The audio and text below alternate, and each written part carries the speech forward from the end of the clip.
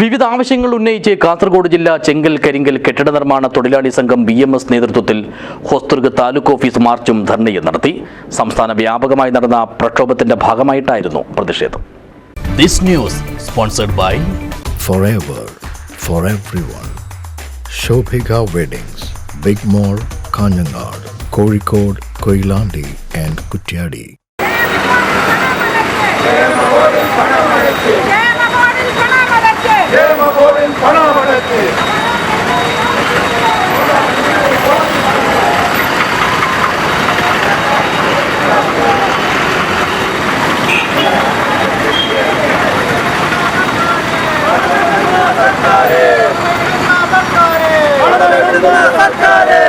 നിർമ്മാണ തൊഴിലാളികളുടെ പെൻഷൻ കുടിശ്ശിക ഓണത്തിന് മുമ്പായി വിതരണം ചെയ്യുക, ആനുകൂല്യങ്ങൾ കാലതാമസമില്ലാതെ നൽകുക, സെസ് പിരിവ് കാര്യക്ഷമമാക്കുക, നിർമ്മാണ തൊഴിലാളി ക്ഷേമ ബോർഡിനെ സംരക്ഷിക്കുക, നിർമ്മാണ മേഖലയിലെ പ്രതിസന്ധികൾ പരിഹരിക്കുക എന്നീ ആവശ്യങ്ങൾ ഉന്നയിച്ചുകൊണ്ടാണ് കേരള പ്രദേശ് നിർമ്മാണ തൊഴിലാളി സംഘം BMS നേതൃത്വത്തിൽ സംസ്ഥാന വ്യാപകമായി പ്രക്ഷോഭം നടത്തിയത്.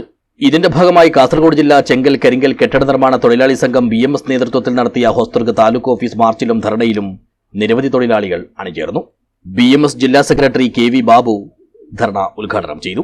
കഴിഞ്ഞ 2023 ജൂൺ മാസത്തിലാണ് അവസാനമായി പെൻഷൻ കൊടുത്തതെങ്കിൽ ഇപ്പൊ ഈ കഴിഞ്ഞ ജൂൺ മാസത്തിൽ അത് ഒരു മാസം കൊടുത്തു. പിന്നെയും ബാക്കി 14 മാസം പെൻഡിംഗ് ആയിരിക്കുകയാണ്. നമുക്കറിയാം, ഈ സർക്കാർ അധികാരത്തിൽ വന്ന് 2015 അധികാരത്തിൽ വരുമ്പോൾ നമ്മുടെ ഈ നിർമ്മാണ തൊഴിലാളി ക്ഷേമനിധി ബോർഡിൽ 893 കോടി രൂപ ഈ നിർമ്മാണ തൊഴിലാളി ക്ഷേമനിധി ബോർഡിൽ നിക്ഷേപമായി ഉണ്ടായിരുന്നു. ഇപ്പോൾ ആ ക്ഷേമനിധി ബോർഡിനെ നാഥനില്ലാത്ത കളരിയാക്കിക്കൊണ്ട് ഒന്നുമല്ലാത്ത നശിച്ച് നാരായണത്തെ കല്ലെടുത്തിരിക്കുന്ന ഒരവസ്ഥയിലേക്കാണ് ആ ക്ഷേമനിധി ബോർഡ് പോയത്. ചടങ്ങിൽ യൂണിയൻ പ്രസിഡന്റ് T കൃഷ്ണൻ കള്ളൂത്ത് അധ്യക്ഷനായി. സുനിൽ വാഴക്കോട്, സുരേഷ് ദേളി, VV ബാലകൃഷ്ണൻ, അനൂപ് ചന്ദ്രൻ, ഗീതാ ബാലകൃഷ്ണൻ എന്നിവർ സംസാരിച്ചു. യൂണിയൻ ജില്ലാ ജനറൽ സെക്രട്ടറി ലീലാകൃഷ്ണൻ സ്വാഗതവും വിനോദ് അണിഞ്ഞ നന്ദിയും പറഞ്ഞു.